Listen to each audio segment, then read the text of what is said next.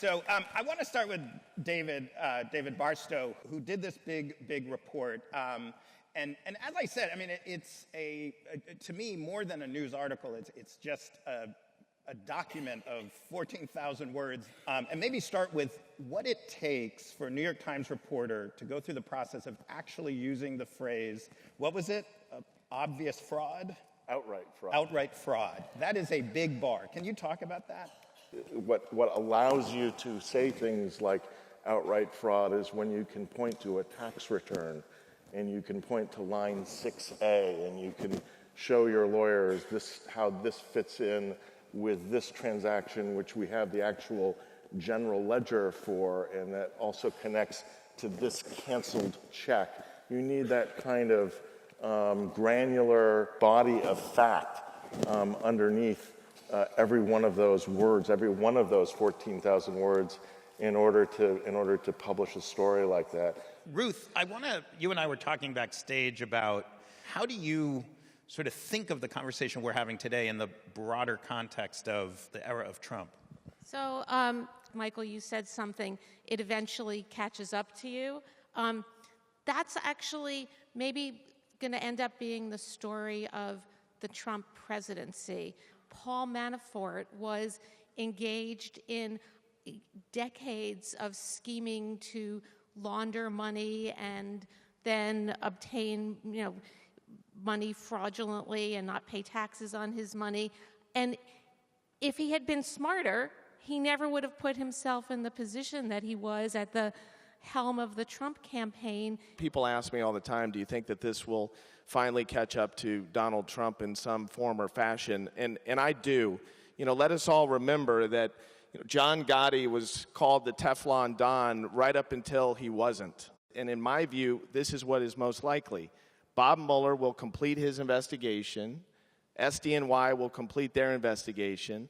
A report will be issued to Congress detailing a host of facts and evidence that will basically suggest that but for the fact that Donald Trump is the president of the United States, he would be indicted and would face charges. There is something that I wrote this in the New Yorker the other day, that might be scarier to Donald Trump than losing office, and that's losing money. And David, your story essentially establishes fraud up to 2003, 2004. Even though it's a relatively minor, a few $100,000 payment, it shows the same kind of approach, the same kind of techniques. So what do you think about that, David? Are you about to go into a cave for another year and a half and reveal?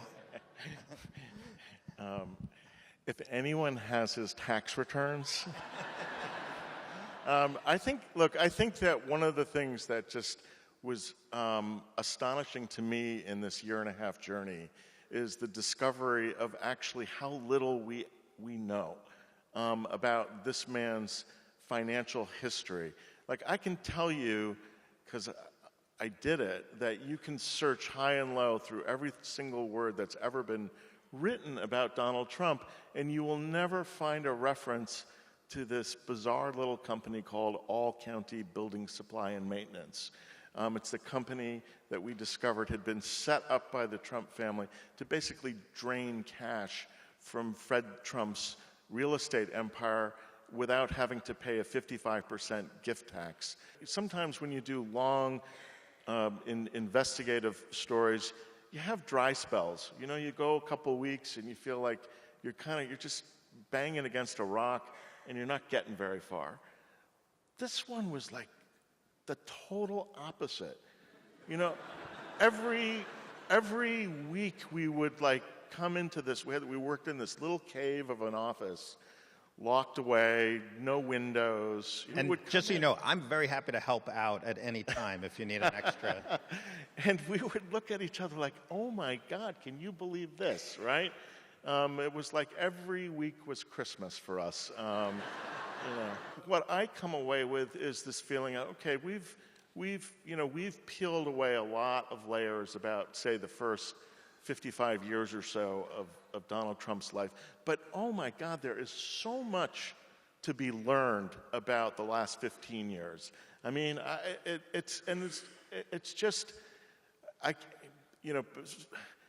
what I wouldn't do for just one complete set of Donald Trump's, pick a year, I don't know, 2010 tax. And by the way, those should go to me, not David Barstow. This is the New Yorker Festival. No. I think I get fired if I don't say the Washington Post has a tip line.